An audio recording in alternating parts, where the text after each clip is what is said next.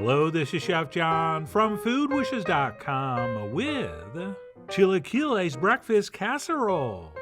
That's right, a Chilaquiles purist is probably not going to like this, but I'm pretty sure everybody else will, especially people who don't even know what Chilaquiles is. So with that, let's go ahead and get started by adding some red enchilada sauce to a bowl, which I almost never use to make actual enchiladas, but it's perfect for something like this. Especially since we're going to doctor it up with some roasted tomato salsa, as well as some fire-roasted diced green chilies. And not to brag, but these were Hatch chilies, which are really nice if you can find a can of those. And then we'll also go ahead and squeeze in half a lime, just to make things a little tangier, and hopefully help amplify the other flavors. And then I also like to spice this up a little bit with some chili powder. And I'm using a ground guajillo, but ancho will also work, or really any kind of chili powder you have. We'll also do a little bit of cumin, as well as some dried oregano. And please, if you can, try to find Mexican oregano, which really does have an amazing flavor and smell. And that's it. We'll take a whisk and give this a mix. And no, we don't need any salt, since the tortilla chips we're going to use for this usually have plenty. Speaking of which, once that's mixed, we'll grab our other two main components, which would be some extra thick, what they call restaurant-style tortilla chips. Although in the restaurant, these would be a lot more oily, and probably a little bit saltier. But that's okay, these are going to work. And then we're also going to need at least a half pound of cheese. And I like to use a blend of Monterey Jack and cheddar. And once we have everything together, we can grab a 9x12 or 9x13 casserole dish. And we will spread out a ladle of our sauce on the bottom.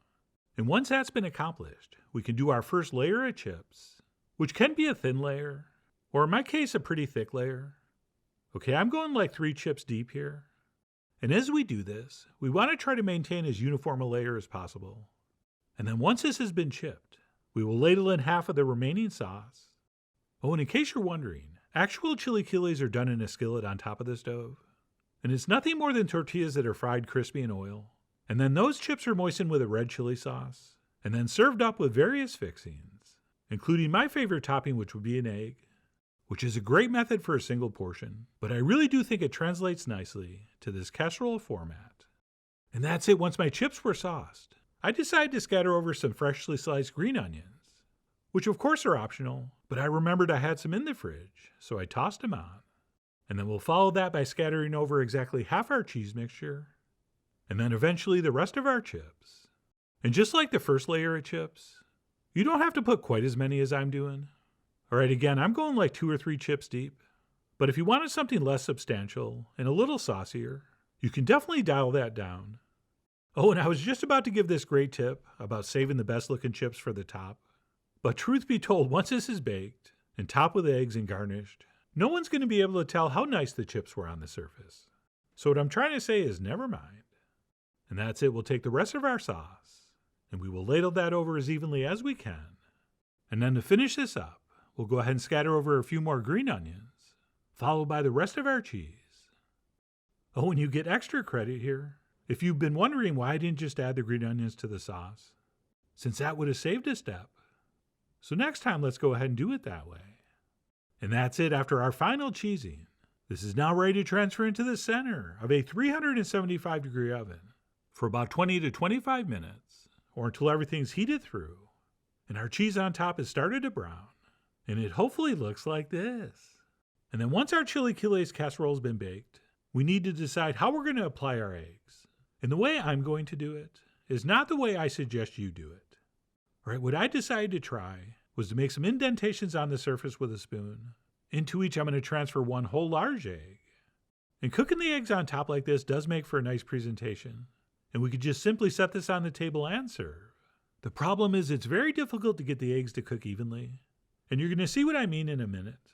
And the way you really should probably do it is to simply serve up your casserole and top it with a fried egg or a poached egg, or the egg style of your choice. But anyway, I've always enjoyed learning things the hard way. So after I egged the top, I popped it back in the oven for another 15 minutes, at which point 3 of my eggs were overcooked and 3 of my eggs were undercooked, which is not ideal. And as I reviewed the footage, I think the 3 wells I made in the front were deeper than the ones in the back, which is why those 3 eggs cook slower. But anyway, I tried. And the good news is, while I garnished this, the residual heat from the casserole did cook those eggs enough to eat them. But whether the eggs are baked on or placed on, let's go ahead and garnish this with some more green onions, a nice generous sprinkling of queso fresco, which is a beautiful fresh crumbly Mexican cheese. And if you can't find that, just use a nice dry feta. I also did a nice scattering of diced avocado, which I eventually topped with a drizzle of sour cream, that I thinned out with a little bit of water, like they do at every taqueria I've ever been in. And that's it. I finished up with a little bit of hot sauce, plus a scattering of freshly picked cilantro leaves. And my Chilaquiles breakfast casserole was ready to enjoy. So I grabbed a spoon and served up a section that had one of those undercooked eggs, hoping and praying that the residual heat had cooked it enough to eat, which, as I mentioned, actually did happen, and I ended up with a perfectly runny yolk, which really is just an absolutely perfect sauce for something like this. Or just the chips and cheese cooked in that red chili sauce, topped with all those fixings, would be something I would happily eat any time on its own. But I think when you add the egg on top, it really does elevate the whole experience. And if you're a fan of things like huevos rancheros, I really do think you're going to love this. Having said all that, if you're not into eggs, you could just leave them off. I mean, you are, after all, the Snake Plisskens of your Chilaquiles breakfast casserole fixins.